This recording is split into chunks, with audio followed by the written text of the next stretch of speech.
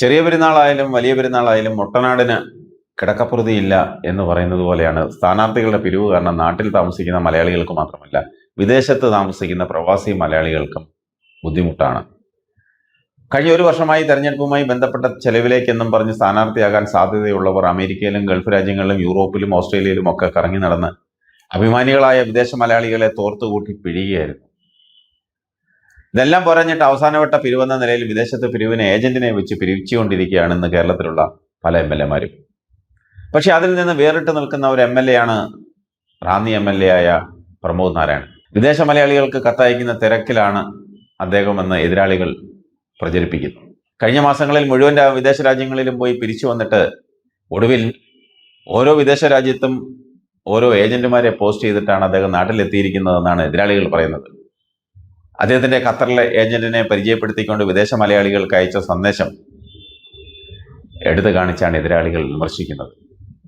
ആ സന്ദേശം ഒന്ന് കാണാം. വെറുതെ അല്ല കയ്യിൽ കാശില്ലാത്തവന്മാർ പോലും സ്ഥാനാർത്ഥിയാവണമെന്ന് പറഞ്ഞ് ഇടിച്ചു നിൽക്കുന്നത്. ആരെങ്കിലും പാവപ്പെട്ടവർ അധ്വാനിച്ചുണ്ടാക്കുന്ന കാശിന്റെ പങ്ക് പിടിച്ചു പറിക്കുന്ന ഒരു പണിയാണ് തെരഞ്ഞെടുപ്പ് പിരിവ്. വിദേശത്ത് പോയി വെയിലും മഴയും കൊണ്ട് കഷ്ടപ്പെട്ട് 10 കാശുണ്ടാക്കി നാട്ടിലും വിദേശത്തും മാന്യമായി ജീവിക്കുന്ന മലയാളികളുടെ അഭിമാനം എന്ന മൃദുല വികാരത്തെ ചൂഷണം ചെയ്യുന്ന പണിയാണ് ഇവന്മാരെല്ലാം കാണിക്കുന്നത്. പൈസ ചോദിച്ചിട്ട് കിട്ടിയില്ലെങ്കിൽ ഇവന്റെ എല്ലാം ഗ്രൂപ്പിൽ അയ്യോ ആ പാവം പൊളിഞ്ഞു നിൽക്കുകയാണ്, അവനെ വല്ലതും സഹായിക്കണേ എന്ന് അവമാനിക്കുന്ന രീതിയിൽ പോസ്റ്റിട്ട് അവൻ അതുവരെ ഉണ്ടാക്കിയെടുത്ത മാനം മുഴുവൻ കപ്പൽ കയറ്റും. CPM-ൽ തുടങ്ങി കോൺഗ്രസ് വഴി കേരള കോൺഗ്രസിൽ നൂലിൽ കെട്ടിയിറങ്ങിയ ഇയാളെ സ്ഥാനാർത്ഥിയാക്കിയ കാര്യത്തിൽ കഴിഞ്ഞ തവണ ജോസ് കെ മാണിയോട് എല്ലാവർക്കും വലിയ എതിർപ്പായിരുന്നു. ആ അഭിപ്രായ വ്യത്യാസങ്ങളെല്ലാം മാറ്റിപ്പിടിച്ച് ഇയാൾക്ക് സീറ്റ് കൊടുത്ത് വിജയിപ്പിച്ചു കഴിഞ്ഞപ്പോൾ അയാൾ ജോസ് കെ മാണിക്ക് തന്നെ പാരവെച്ചു. ജോസിന് അത് അത്യാവശ്യമായിരുന്നു. പാർട്ടിക്ക് വേണ്ടിയും KM മാണിക്ക് വേണ്ടിയും ജീവനും സ്വത്തും കളഞ്ഞ് പണിയെടുത്തവരെ മുഴുവൻ കരക്കിരുത്തിയിട്ട് അതിന്റെ ഫലം പറിച്ചു കഴിക്കാൻ ഇതുപോലുള്ള കരാർ തൊഴിലാളികളെ കൊണ്ടുവന്നതിൽ പാർട്ടിക്കാർക്ക് മുഴുവൻ എതിർപ്പാണ്.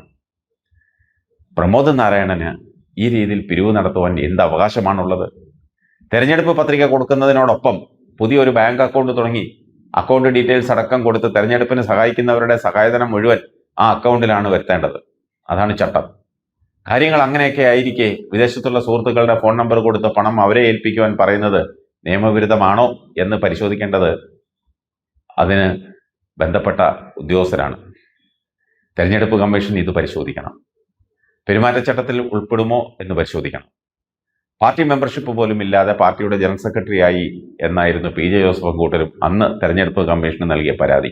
2019-20 കാലഘട്ടത്തിൽ PJ ജോസഫും കൂട്ടരും പാർട്ടി വളർത്തിയതും തെരഞ്ഞെടുപ്പ് കമ്മീഷനിൽ കേസ് നടത്തിയതും ഇയാൾക്ക് അനാവശ്യമായ പ്രാധാന്യം പാർട്ടിക്കുള്ളിൽ നൽകിയത് കൊണ്ട് മാത്രമാണെന്നാണ് പാർട്ടിക്കാർ അടക്കം പറയുന്നത്.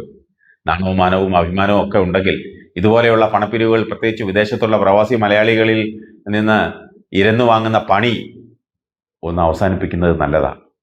MLA-മാരൊന്നും അല്ല എങ്കിലും അവർക്കും ഈ നാട്ടിൽ ജീവിക്കാൻ അവകാശമുണ്ട്. നാണക്കേട് ഒഴിവാക്കാനാണ് പലപ്പോഴും $500-1000 വീതം ഇവൻ്റെയൊക്കെ വായിലേക്ക് തള്ളി വെച്ചു കൊടുക്കുന്നത്. $1000 എന്ന് പറയുമ്പോൾ 1 ലക്ഷം രൂപയായി. ഒരു യാത്രയിൽ ഏറ്റവും കുറഞ്ഞത് 100 പ്രമാണികളെങ്കിലും കണ്ട് പിരിവ് നടത്തിയാണ് ഇവനൊക്കെ തിരിച്ച് നാട്ടിൽ വരുന്നത്.